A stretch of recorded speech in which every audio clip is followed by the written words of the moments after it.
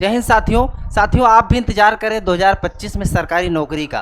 तो यह वीडियो आपके लिए बहुत इंपॉर्टेंट होने वाला है, क्योंकि हम बात करेंगे 8500 से अधिक पद हैं, है ना। कैसे आपको आवेदन करना है, एज लिमिट क्या होनी चाहिए, पूरा का पूरा सिलेक्शन प्रोसेस क्या रहने वाला है, हम समझते हैं इस वीडियो में। आप सभी साथियों का लर्निंग विद जेएस के ऑफिशियल यूट्यूब चैनल पे बहुत बहुत स्वागत है। साथियों, यह वीडियो आपके लिए बहुत इंपॉर्टेंट हो सकता है, इसलिए अंत तक हमारे साथ जरूर बने रहिएगा।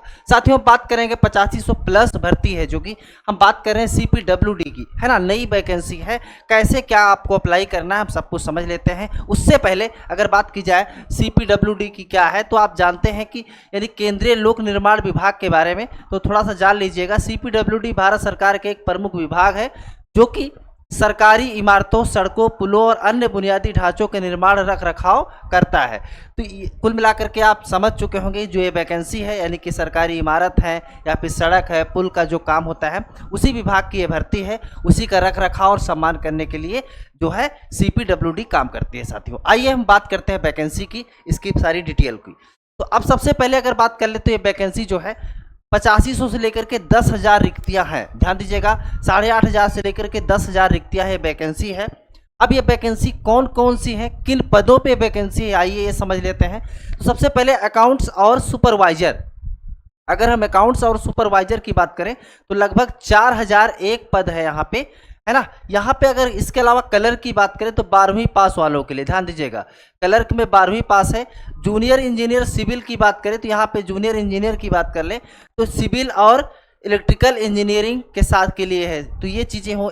इसके अलावा टेक्निकल स्टाफ, अन्य तकनीकी भूमिकाएं, तो कुल मिलाकर के अच्छी खासी है, लगभग 10,000 के आसपास वैकेंसी रहने वाली है। अब इसका क्या क्राइटेरिया है वो इंपॉर्टेंट हो जाता है, कौन कौन अप्लाई कर सकता है, योग्यताएं क्या होनी चाहिए, वो हम समझेंगे। और लास्ट में हम देखेंगे कि इसका आपको फॉर्म कब तक देखने को मिलेगा।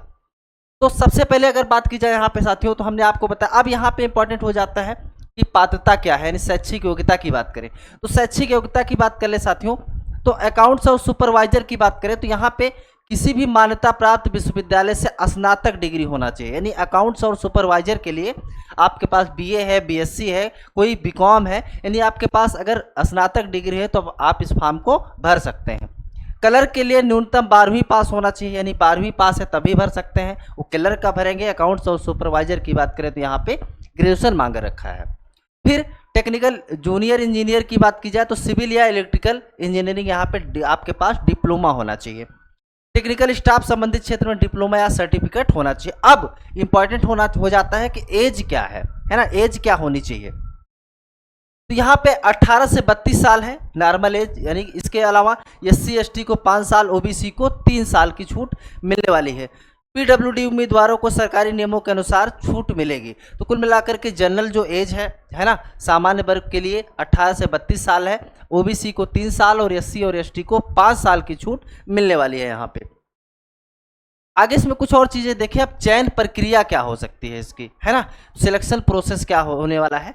तो देखिए यहाँ पे देखिए, जैसे कुछ पदों के लिए मेरिट पे भी चयन होता है यहाँ पे, है ना, जो 12वीं के मतलब कितने परसेंट है, 12वीं के परसेंटेज के आधार पर सिलेक्शन हो जाएगा। बाकी एग्जाम भी होता है। इसके बाद दस्तावेज सत्यापन होता है। फिर कुछ बड़े पदों जैसे जूनियर इंजीनियरिंग के लिए साक्षात्कार, यानी कि यहाँ पे इंटरव्यू लिया जाएगा। तो कुल मिलाकर के यहाँ पे मेरिट और इंटरव्यू पे होने वाला है पूरा का पूरा सिलेक्शन प्रोसेस। यहाँ पे आपको कोई भी रिटर्न नहीं देना है, सिर्फ मेरिट पे होगा और इसके अलावा इंटरव्यू। तो ये इंपॉर्टेंट हो जाता है आपके लिए, इस फॉर्म को भर सकते हैं क्योंकि यहाँ पे मेरिट बेस पे सिलेक्शन होने वाला है। कुछ पद है जहाँ पे आपका जो है इंटरव्यू होगा, यानी साक्षात्कार लिया जाएगा आपसे। अब कुछ और चीज़ें इंपॉर्टेंट क्या हो सकती हैं, वेतन वगैरह की अगर हम बात कर लें तो वेतन सबसे ज़्यादा अगर बात कर ली जाए CPWD में नौकरी का मतलब है 7वें वेतन के आयोग के हिसाब से शानदार सैलरी। तो कलर की बात करें तो 35,400 से स्टार्टिंग वेतन, ध्यान दीजिएगा, अच्छा खासा वेतन है कलर की। फिर अगर हम इसमें जूनियर इंजीनियर और सुपरवाइजर की 44,900 रुपये तक, है ना। फिर वरिष्ठ पद की बात करें तो यहाँ पे 1,77,000, यानी अच्छा खासा वेतन यहाँ पे मिलने वाला है। इसके अलावा TA HRA मेडिकल सुविधाएं और पेंशन जैसे लाभ मिलेंगे। अब इम्पॉर्टेंट हो जाता है कि फिर आपको ये फॉर्म कब से देखने को मिलेगा। तो ध्यान दीजिएगा साथियों, अगर हम फॉर्म की बात करें तो ये फॉर्म बहुत ही जल्द, चूँकि ये वैकेंसी रिक्त है और जिस तरीके से कार्य चल रहा है ना, यहाँ पे बहुत सी कमी भी है। तो अब बहुत जल्दी आप मान के चलिए इसी मंथ के लास्ट तक इसका फॉर्म भी आपको देखने को मिल जाएगा। यहाँ हमने आपको ये बताया कि इतने पद रिक्त हैं ताकि आप जैसे ही फॉर्म आए, है ना, आप तुरंत अप्लाई कर सकें।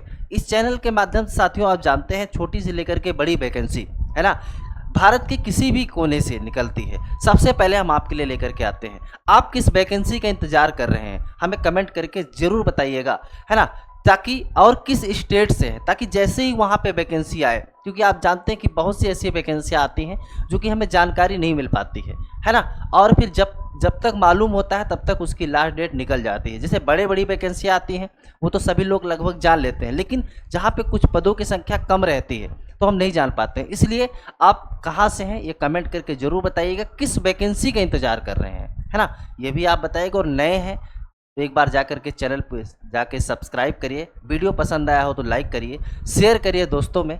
बहुत जल्द आपसे नेक्स्ट वीडियो में मिलते हैं, तब तक के लिए आप सभी साथियों का बहुत बहुत धन्यवाद।